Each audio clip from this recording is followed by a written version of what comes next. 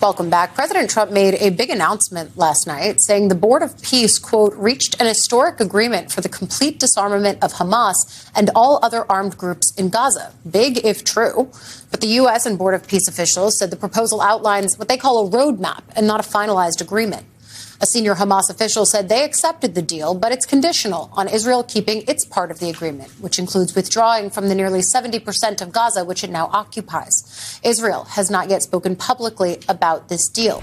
The group chat is still here, and while I want to hear from all of you, Naira, I have to go to you first. I mean, we began the morning when I came on the air talking about how no one had agreed. Now Hamas is saying, okay, we agree to this if Israel keeps up its part of the deal, but Israel hasn't even said that it's in the deal yet. And it strikes me that this deal comes after Netanyahu left Washington, where they were mum on most of the topics that they talked about.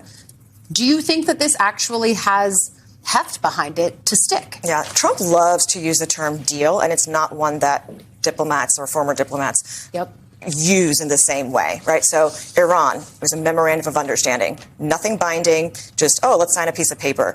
So Trump using deal in this context is to his advantage because it looks like he has forced warring parties to come to the table. He promised peace in multiple different conflicts at the day after he was inaugurated. That is not happening. All those wars he ended? Right. Right. All of the ones that are currently inflamed and the ones that he started. So this is a Trump messaging thing to make himself look better, that he can still play world peacemaker, kingmaker.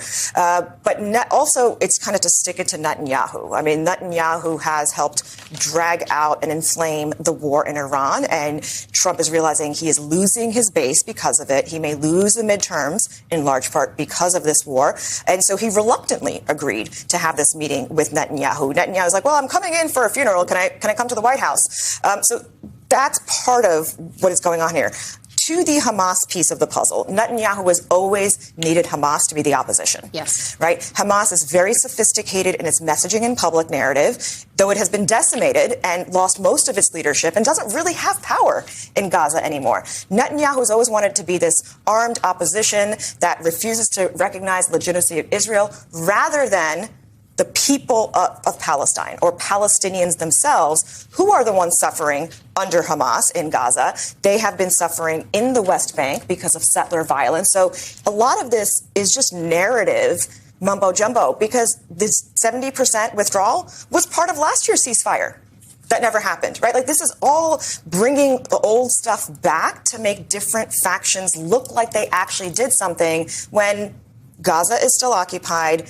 Palestinians in the West Bank are being attacked. Netanyahu is still facing another election in October, and he's more concerned with maintaining power than anything having to do with peace. And he has consistently used this war and others to bolster his political position, very much for his domestic politics in view, even as we here consider our domestic politics, which I can't think about this announcement on Israel without relating it to the war in Iran, because it was suggested to me this morning that this announcement might be meant to push attention to progress in one region when there is no progress to speak of between the U.S. and Iran. And I wonder what you see here and if you see it that way.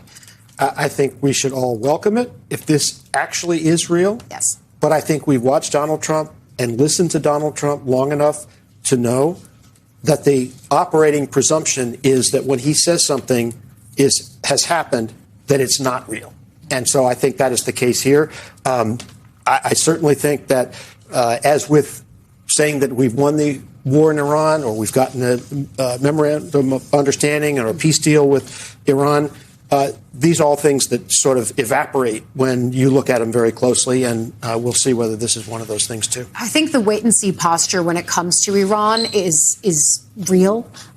We watched the continuation of strikes, more countries in the region being brought into this conflict, whether it's Egypt or the Saudis trying to figure out how are we not getting more global shipping routes choked off. We already saw the impact of that when it came to the Strait of Hormuz.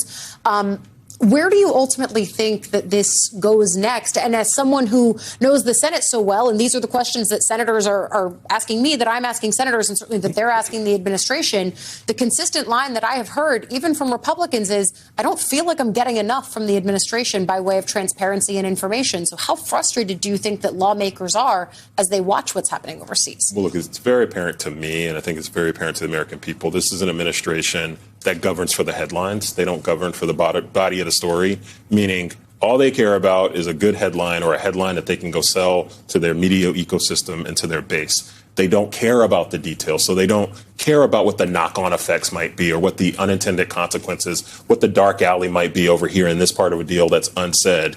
And I think when it kind of comes to the Senate, I just think about my time in that body. And this president is so frivolous with his words. This administration is so frivolous. I grew up in a political world where I was taught every single word that comes out of this office, that comes out of the mouth of this legislator. Markets move, people die, machinery moves around it. This president has never approached this theater of his work with sobriety and with the type of sobriety that the American people expect. And when you have that, you're going to get these type of uneven outcomes, and that things are really destabilizing for the world. And everything you just said traces back to the fact that we have a president of the United States who is a narcissist, who cares only about how public policy or individual interactions with other world leaders or domestic policy affects him.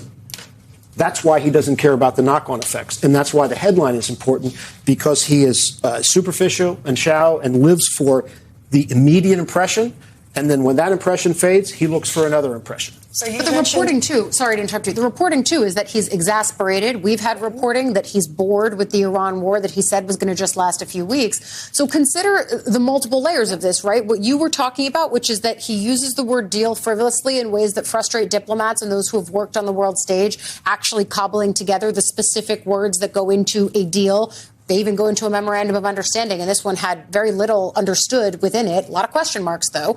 And then, of course, the other piece of it, which is that he is in it for his political fortunes, and he is aware of the polling that exists that shows this is not a popular war, and it is squarely of his own making. So I'm glad Jill had said governing for headlines, and my first thought was when he can't get that, he governs for profit. And that ties directly back to the structure of this Board of Peace. First of all, there are many existing mechanisms to negotiate, to bring Arab countries to the table, to bring, Israel to the table, like Qatar. All of this exists. Trump created a Board of Peace that made himself CEO for life, that has regulations that do not allow for an audit or any public release of the funds and how this operation works. And he solicited for countries to join this Board of Peace with billion-dollar donations.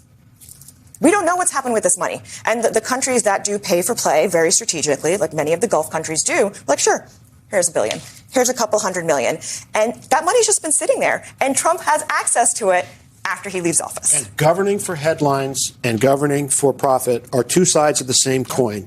It is about the self-glorification and self-aggrandizement of Donald Trump. Can I ask very quickly, as we finish this segment, do you think that there is a diplomatic route that could yet be explored to end this conflict?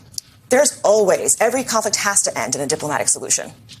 Everything, right? Like that is just the reality of how diplomats and military work together. You had Secretary Gates, as a Republican, had a very close relationship with Secretary Clinton of the State Department. And he said, if you don't give more money to the diplomats and to humanitarians, you're going to have to buy us more ammunition. This is the problem that we have right now with Trump, is that he is far more interested in the fancy fireworks than the hard work of making peace. And we have seen his head of the Pentagon, Pete Hegseth, repeatedly use the same kind of aggressive and bombastic language when it comes to the war, whereas you have someone like Rubio, Secretary of State, much more diplomatic, more consistent in the way that he tries to conduct neoconservative foreign policy. I think that has been one of the many points of dissonance within the ways that this administration has conducted this conflict. We will keep watching all of that as we see how this ends, when it ends, what the ripple effects are.